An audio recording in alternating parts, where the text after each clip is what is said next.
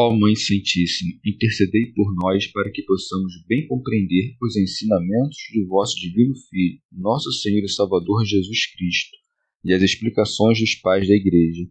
Ó Virgem Imaculada, ofereço-vos este trabalho e peço que abençoais aqueles que o ouvirem, e que seja para a maior honra e glória de Deus. Amém. Senhor onipotente, purificai o meu coração e os meus lábios. Vós, que purificastes os lábios do profeta Isaías com carvão em brasa, e dignai-vos, por tal modo, purificar-me com a vossa misericórdia, para que possa dignamente anunciar o vosso santo Evangelho.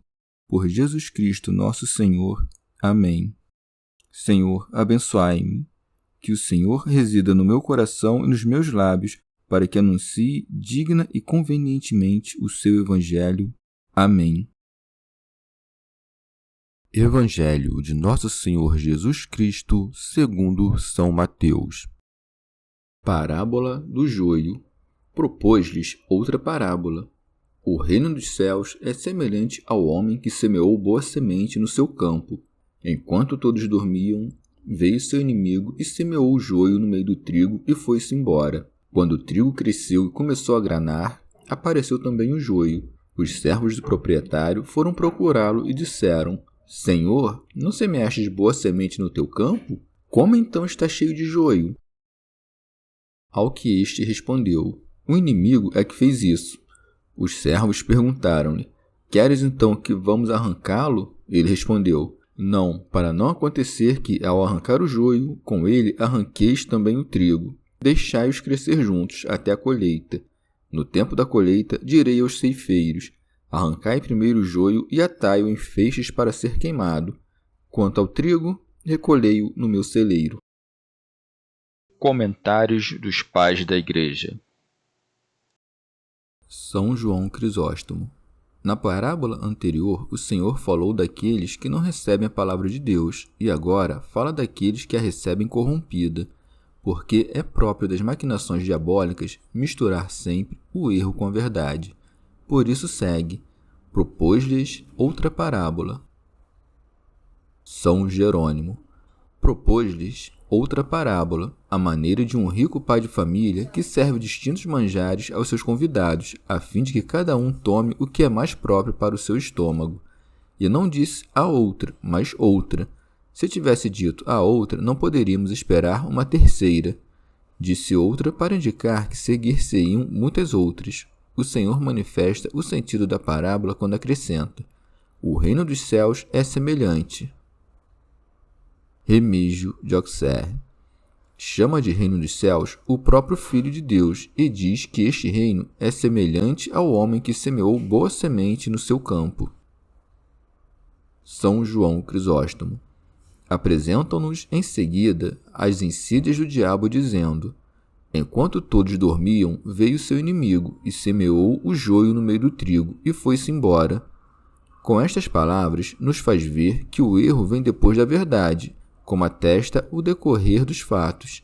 Assim, depois dos profetas, vieram os falsos profetas. Depois dos apóstolos, os falsos apóstolos. E depois de Cristo, o anticristo. A não ser que o diabo veja algo para imitar ou alguém para insidiar, ele não tenta, porque viu que a semente frutifica, às vezes a 100, outras a 60 e outras a 30, e que ele não pode arrebatar nem sufocar a que tem boas raízes. Por isso, serve-se de outra artimanha, inserindo sua própria semente, um simulacro muito parecido, que engana facilmente os que são propensos a serem iludidos. Por isso, o Senhor não disse que semeia uma semente qualquer, mas o joio, que é muito parecido, ao menos à primeira vista, com a semente de trigo. Tal é a malícia do diabo: semeia quando tudo já estava pronto para causar mais dano ao esforço do agricultor. Santo Agostinho. E disse enquanto todos dormiam, porque quando os chefes da igreja agem com negligência, ou quando os apóstolos são visitados pelo sono da morte, vem o diabo e semeia por cima aqueles a quem o Senhor chama de filhos maus. Mas pergunta-se agora: são estes os hereges ou os católicos que vivem mal? Pois, dizendo que foram semeados no meio do trigo, parece significar que são todos de uma mesma comunhão. Entretanto, como não se interpreta a palavra campo como sendo a igreja, mas todo mundo, compreende-se que fala dos hereges, que neste mundo estão misturados com os bons. Por isso, os que são maus, mas têm a mesma fé, são melhor chamados de palha que de joio, pois a palha tem a mesma raiz e o mesmo caule que o trigo. Quanto aos cismáticos, parece que tem mais semelhança com as espigas podres, ou com as palhas de espiga rachadas ou divididas, e que se jogam fora da messe. Mas não se deve concluir disso que os hereges e cismáticos estão necessariamente separados da igreja corporalmente, porque há muitos no seio da igreja que não defendem seu erro de maneira que possam atrair o povo, porque se o fizessem, seriam então expulsos da igreja.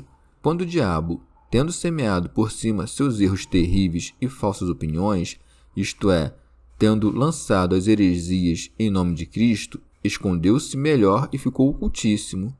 E é isto que significa, e foi-se embora.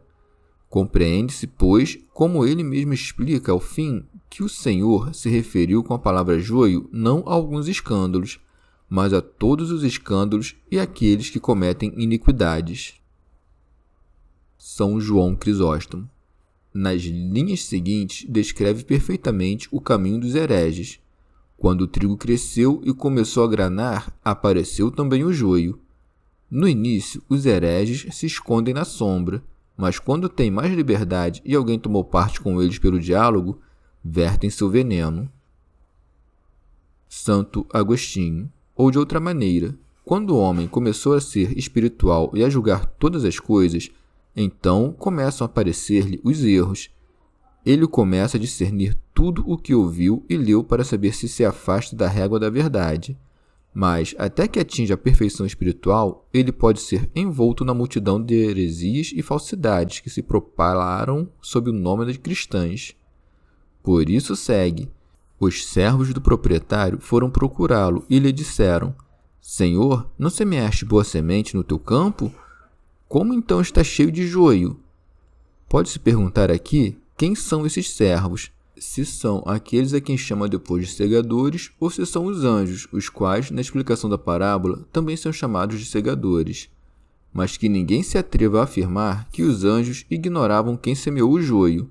Por conseguinte, deve-se entender pelos próprios homens fiéis os servos a quem chamou de boa semente, porque uma mesma coisa pode ser expressa por nomes diferentes, dependendo da relação em que seja considerada. O próprio Senhor chama-se a si mesmo no mesmo evangelho, ao mesmo tempo de porta e pastor.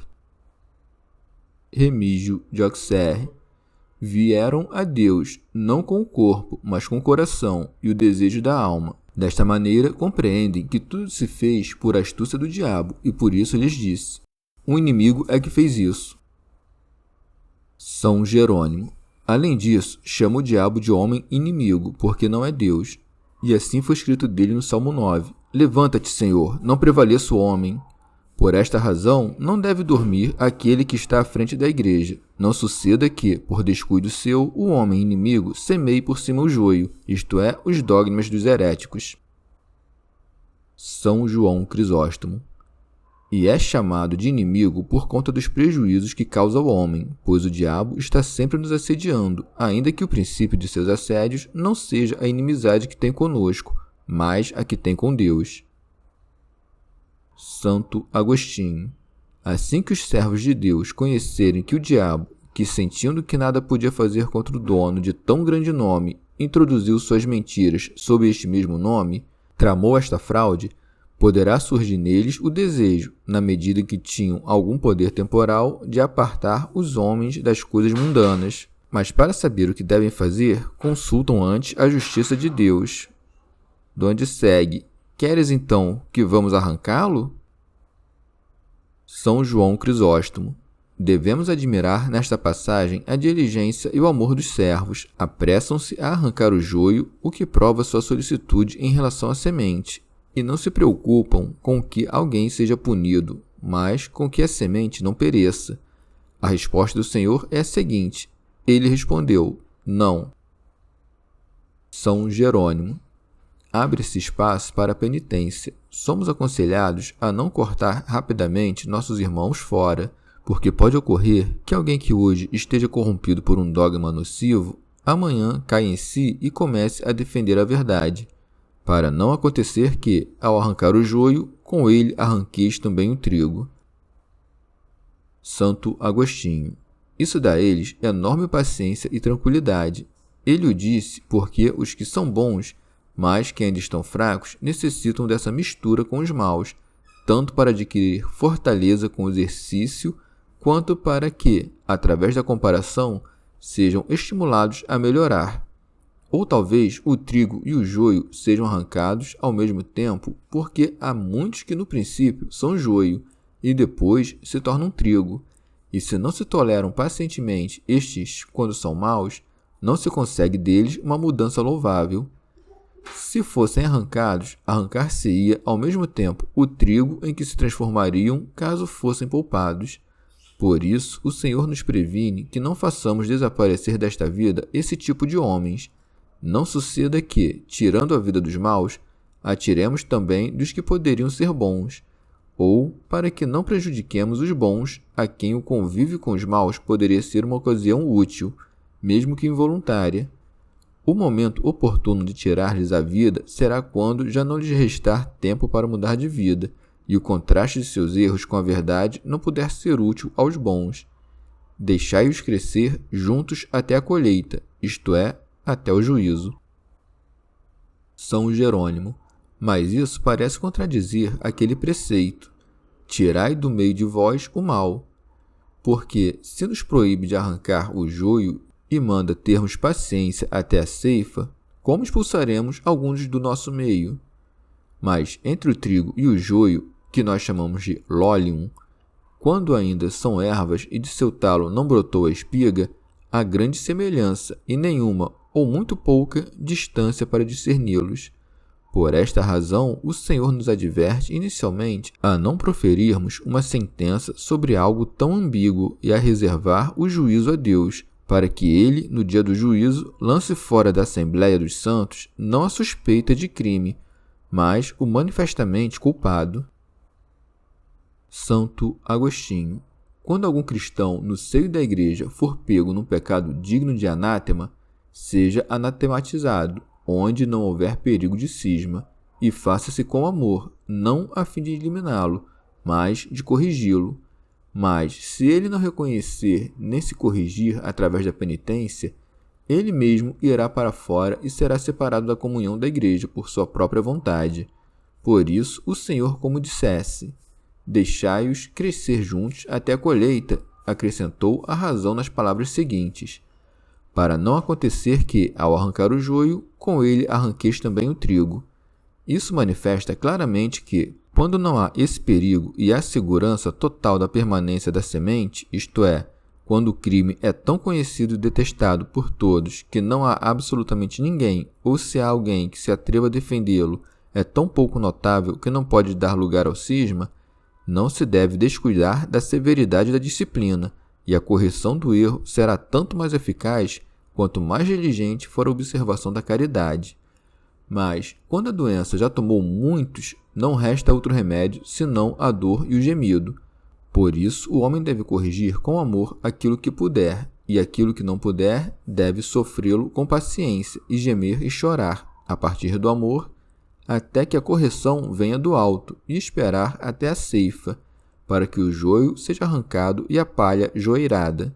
Quando é possível erguer a voz em meio ao povo, deve-se fazer a correção das turbas iníquas com uma repreensão geral, principalmente se algum flagelo enviado do céu por Deus nos oferece a ocasião e a oportunidade de mostrar que são castigados por sua própria causa, porque as calamidades públicas tornam os ouvidos mais dóceis às palavras daquele que os corrige e excitam mais facilmente os corações aflitos a se confessarem gemendo do que a resistirem murmurando.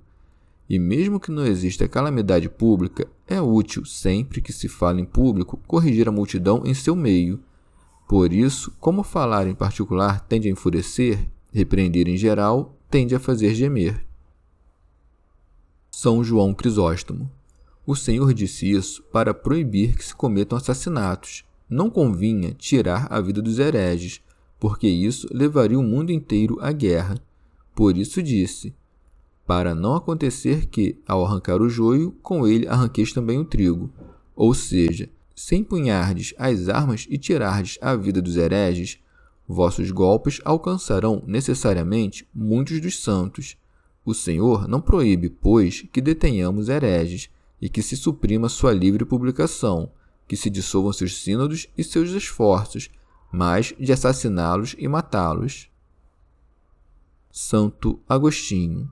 No princípio, eu era da opinião de não coagir ninguém a entrar na unidade de Cristo. Pensava que se deveria agir através da palavra, combater na discussão, vencer pela razão, para que não tivéssemos como católicos fictícios aqueles que sabemos serem hereges declarados. Mas esta minha opinião era subjugada não pelas palavras dos que a contradiziam, mas pelos exemplos contrários demonstrados. Com efeito, o terror daquelas leis, por cuja promulgação os reis servem a Deus no temor, foi de tal modo útil que agora alguns dizem: já queríamos isso antes, mas graças a Deus que nos ofereceu a ocasião e abreviou a curta demora dos adiamentos. Outros dizem: sabíamos que esta era a verdade, mas não sabemos por que costume nos detínhamos. Graças a Deus que rompeu nossas amarras. Outros dizem: ignorávamos que esta fosse a verdade, nem tínhamos desejo de aprendê-la, mas o medo nos voltou para ela, graças a Deus que nos despertou de nossa negligência com o estímulo do terror. Outros dizem: temíamos entrar pelos rumores falsos, que não saberíamos serem falsos se não tivéssemos entrado, mas não teríamos entrado se não fosse a força. Graças a Deus que arrancou nossa pregação com o flagelo, que nos ensinou pela experiência como é vazia e sem sentido a fama que lançaram sobre a sua igreja. Outros dizem: nós julgávamos não ser coisa de interesse receber a fé de Cristo, mas, graças ao Senhor, que pôs fim à nossa separação e, com isso, mostrou ser conveniente prestar culto ao Deus único na unidade. Sirvam, pois, os reis da terra a Cristo, promulgando leis em favor de Cristo. Quem de vós desejará não só que um herege pereça, mas também que perca algo?